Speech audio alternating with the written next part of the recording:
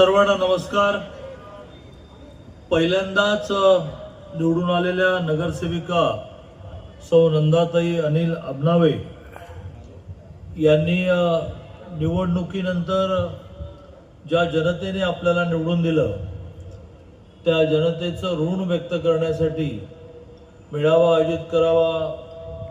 एवढ्या सगळ्यांना घरी जेवायला बोलवता येत नाही तर त्यांचं जेवण आयोजित करावं आणि त्यांच्या सेवेसाठी एक कार्यालय सुरू करावं असा निर्णय केला. आणि साधारणतः 10 दिवसापूर्वी दोघाही अनिल अबनावे आणि नंदाताईंनी मला संपर्क केला.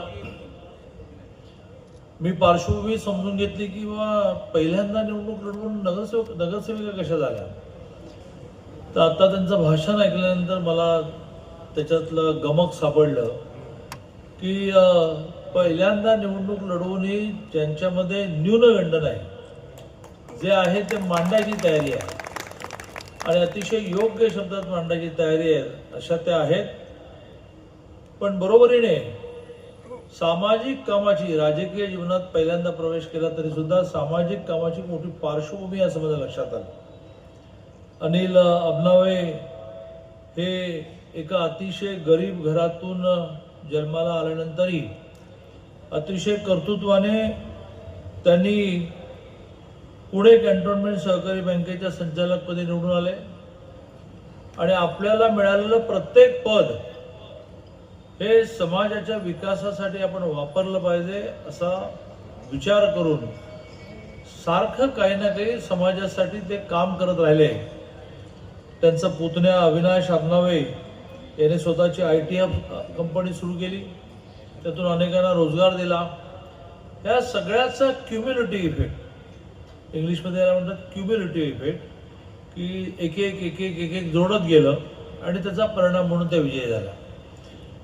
आता त्यांचा स्वभाव एकूण सामाजिक कसा, तर अनेक जण निवडून जातात आणि निवडून गेल्यानंतर फोन नंबरच बदलून टाकतात. तुम्ही किती वेळा फोन करा की तुम्हाला लक्षात येईल की नंबर लागत नाही आहे. आणि मग पुन्हा एकदा निवडणूक जवळ आली की 6-8 महिन्याने पुन्हा तुमच्या घरामध्ये येणं, काही तुमची समस्या आहे काही विचारणं, असा एक राजकीय ट्रेंड आहे. पण त्यांनी विचार केला की आपण निवडणुकीनंतर लगेचच लोकांना एकत्र आणू शकलो नाही, तर आपण लोकांना एकत्र आणलं पाहिजे, त्यांचे आभार मानले पाहिजे, त्यांना जेवण दिलं पाहिजे, त्यांच्यासाठी कार्यालय सुरू केलं पाहिजे.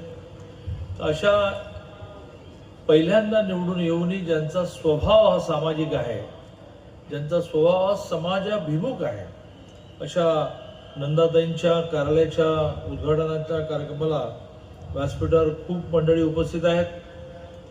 मला येतानाच जाणवलं की दोन्ही साईडने जेवणाची टेबलं लागलेली आहे. तेव्हाच मी निर्णय केला की फार वेळ कार्यक्रम चालवायचा नाही, कारण प्रत्येकाचं लक्ष बोलण्यापेक्षा, भाषणापेक्षा तिकडे लागलं आणि ते चुकीचं पण नाही. पण तरी व्यासपीठावरच्या काही लोकांचा, काही नेत्यांचा उल्लेख केला पाहिजे. प्रामुख्याने योगेशचंद्र टिळेकर.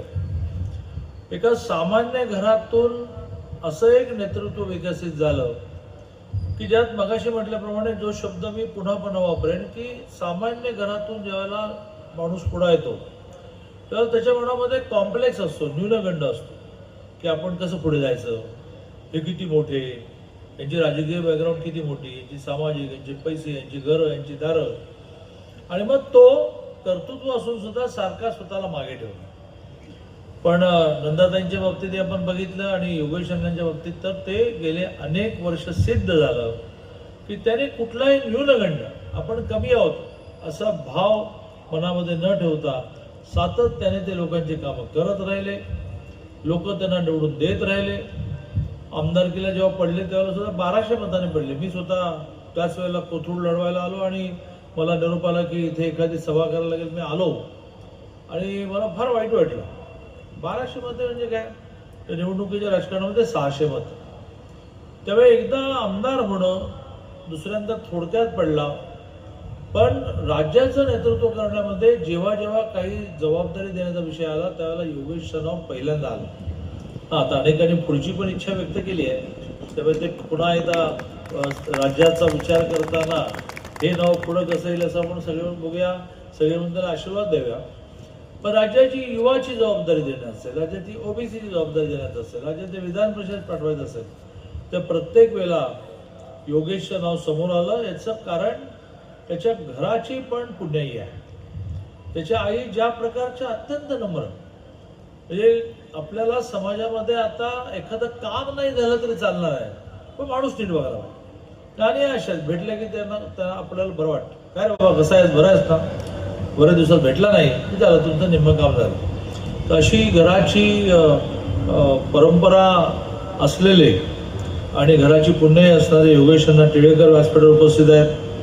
प्रशांत मामा तुपे जे प्रभाग समितीचे अध्यक्ष झाले आणि योगेशअण्णांचा संकल्प ज्याने पूर्ण केला, की त्यांनी संकल्प केला होता की ह्या प्रभाग समितीचा अध्यक्ष आमचा झाल्याशिवाय मी येणार नाही. तर असे प्रशांत मामा तुपे, डॉक्टर दादा कोंद्रे, उमेश गायकवाड, किशोर दायरकर, समीर घुले, संदीप दळवी, उज्ज्वलाताई जंगले, भूषण तुपे, संदीप नाना तुपे, शिवराज अप्पा घुले, वंदनाताई कोंद्रे, गणेशजी घुले, सविताताई हिंगणे, अक्षय आबनावे, अशी अनिलजी आबनावे, अशी खूप मंडळी, सारिकाताई घुले नगरसेविका उपस्थित आहे. असे सर्व मान्यवर आणि मोठ्या संख्येने उपस्थित बंधू आणि भगिनी. मी सुरुवातीला नंदाताईंना असं म्हणेन की कार्यालयाचं ओपनिंग करणं खूप सोपं असतं, सुरू करणं फार सोपं असतं, ते चालवणं आणि ज्या कार्यालयाबद्दल लोकांना प्रेम वाटेल या कार्यालयात गेल्यानं प्रश्न सुटतो. बाबा काही प्रश्न सुटला तरी लोक बसवतात, पाणी देतात, चहा देतात, ऐकतात. इथे जायला पाहिजे. त्यामुळे सुरुवातीला असताना शुभेच्छा देताना असं म्हणेन की हे कार्यालय हे जिवंत कार्यालय असावं. स्वर्गीय रामभाऊ म्हाळगी हे खासदार होते.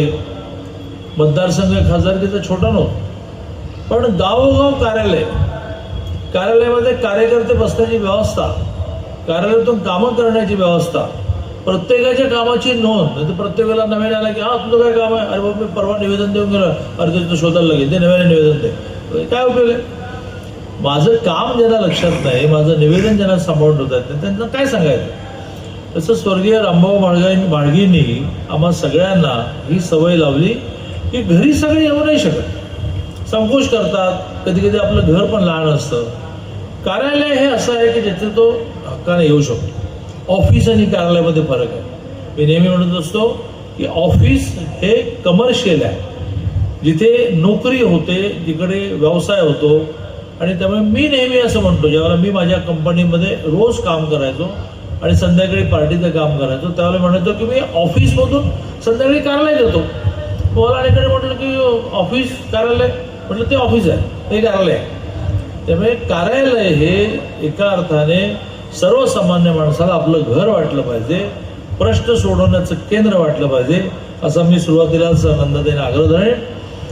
त्यासाठी लागणारी सगळी मदत आम्ही करायला.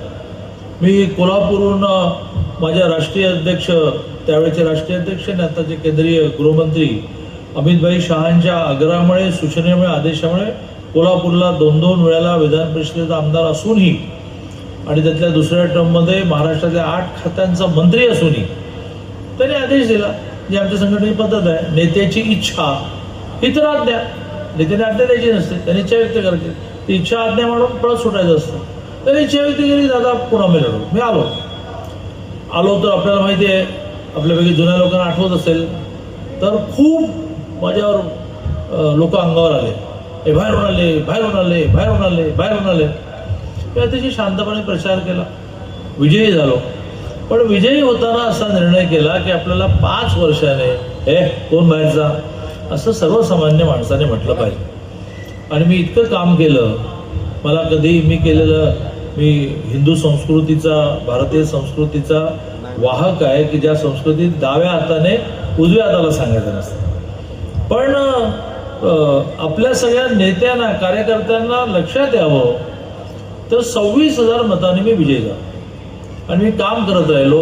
यावेळच्या माझ्या कोथरूड विधानसभेचं माझं वोटिंग आहे 1,59,000 आणि माझं मार्जिन आहे, माझं मताधिक्य 1,12,000.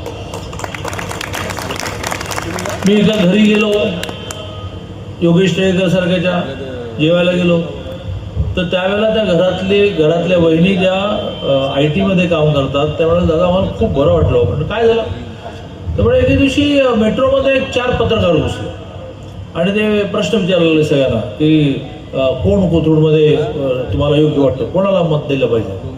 तर सगळे एक रांगेने म्हणत होते की चंद्रकांत पाटील. त्यातला एक पत्रकार थोडा इरिटेट झाला, म्हणजे त्याला असं वाटलं की काय सगळेजण काय चंद्रकांत पाटील सांगतात, म्हणून तो असं म्हणाला की अहो ते तर बाहेरून आले. त्या एका म्हणे माझ्या बरोबर बसलेल्या महिलेने माईक काढून घेतलं, खूप बाहेरून आलं. या मतदारसंघामध्ये काय करायचं ठेवलं यांनी.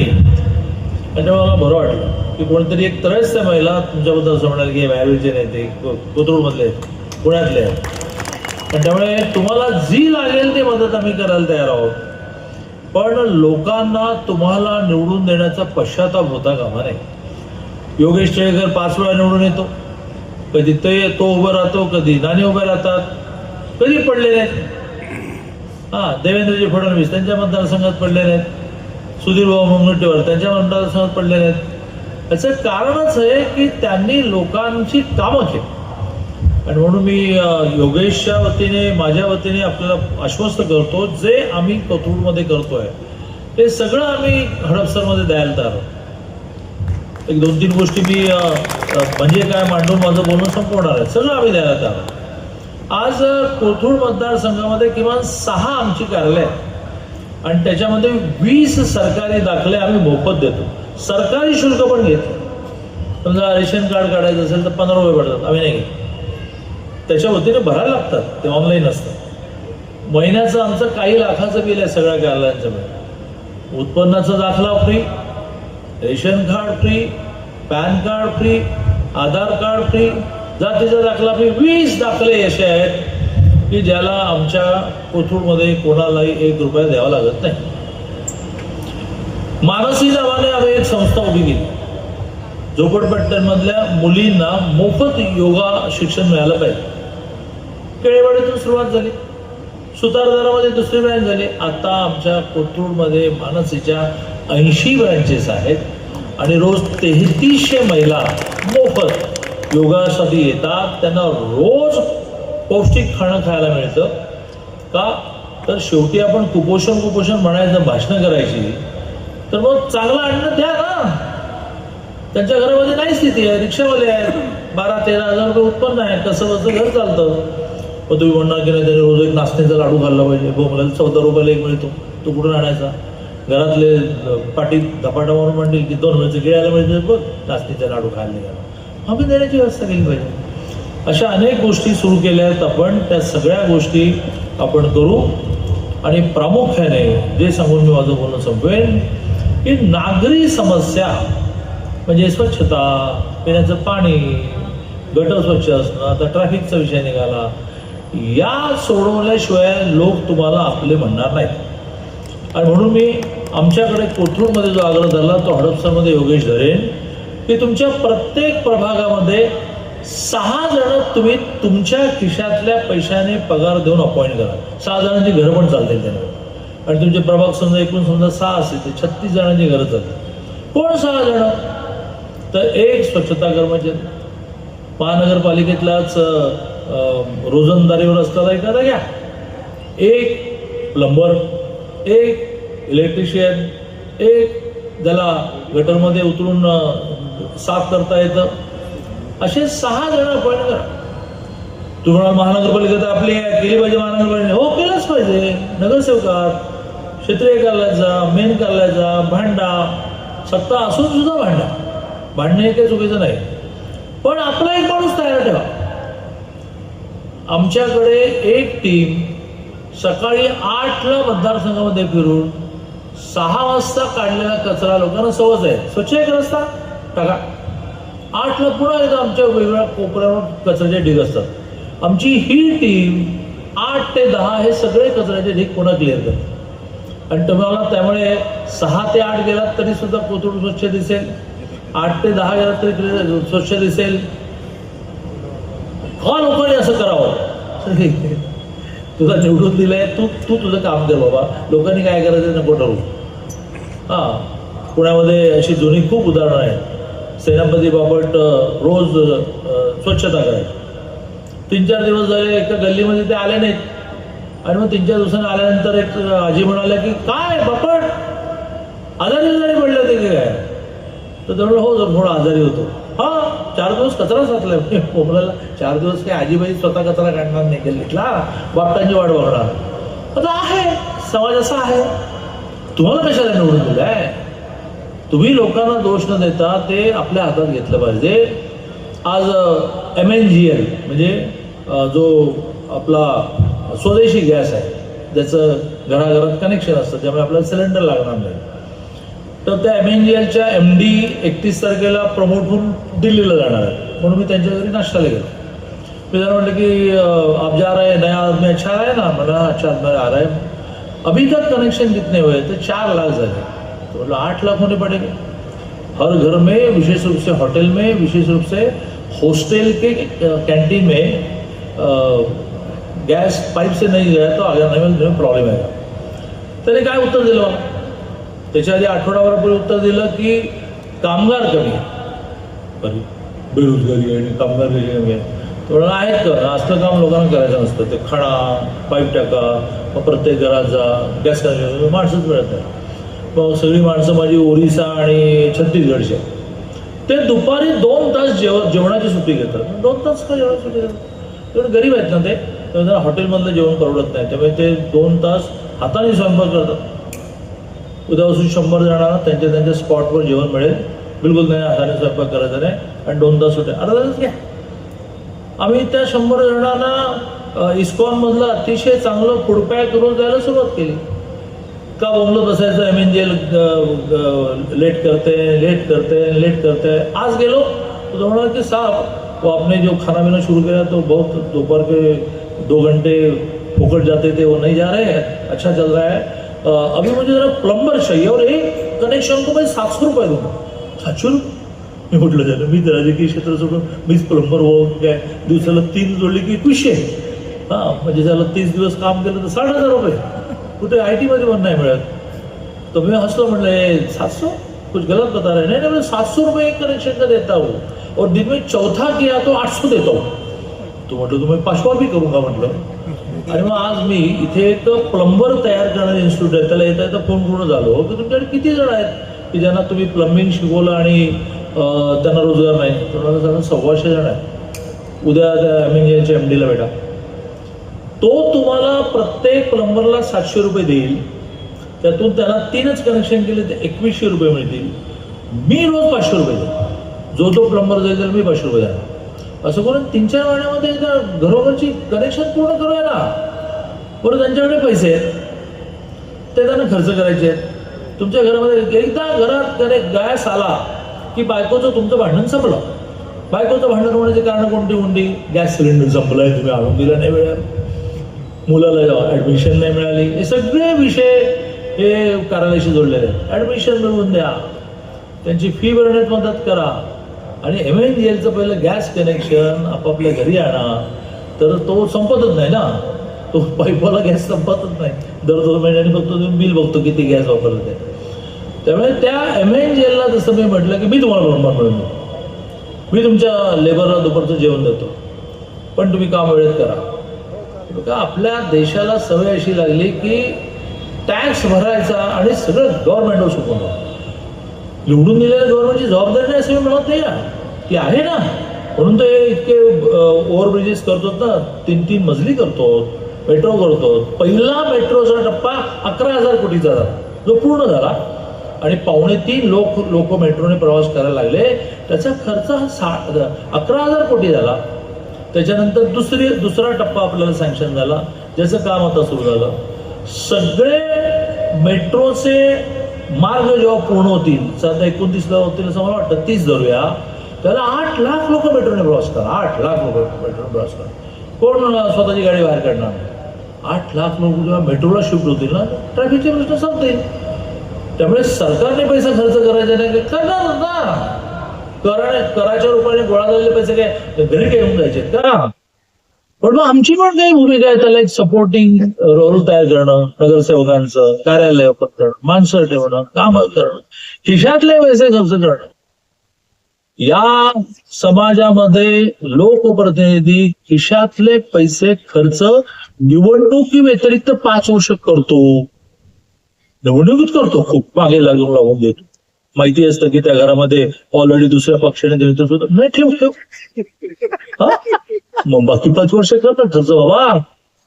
बाकी 5 वर्ष खर्च कर, काही तुला निवडणुकीत खर्च करावा लागणार नाही. आमच्या कोथरूड मतदारसंघामध्ये ज्या वेळेला शेवटच्या 2 दिवसामध्ये माझ्या चिंतेने काही जण लोकांना जाऊन काही ना काही म्हणाले की काही देऊ का वगैरे, ते म्हणाले की आता आणखीन काही दादांनी द्यायचं शिल्लक राहिले. तर ती स्टेज येईल त्यामुळे नंदाताई कार्यालय सुरू केलं आहे, ते उत्तम चालवा. आणि भाषण इतकं चांगलं करतात ते आता मी नोट करून घेतलं की शहरामध्ये कुठेही भाषणाला जायचं कारण की यांना पाठवून द्यायचं. तसा योगेश टिळेकर आमचा खरडा वक्ता आहे. आता मी त्याच्या मागे लागलोय की त्याने रोज प्रेसशी बोललं पाहिजे. अरे सारखे समोरून बोलतात आपण काहीच बोलत नाही. गेले आठवड्यावर सारखं चालू आहे. इथली स्थानिक स्वराज्य संस्था ही राष्ट्रवादीचे ठरवतील देवेंद्रजी. पण मी काल गणेशला म्हटलं की बोल की नाही, ते आमची पण मतं तुमच्यापेक्षा कमी नाही आहेत. आज गणेश बोलला, पेपरला खूप आलं छापून. तर गणेश बिडकर तुम्ही रोज बोला, पण तुम्हाला एक चांगली वक्ती मिळालेली आहे. त्यामुळे खूप शुभेच्छा देतो माझं बोलणं.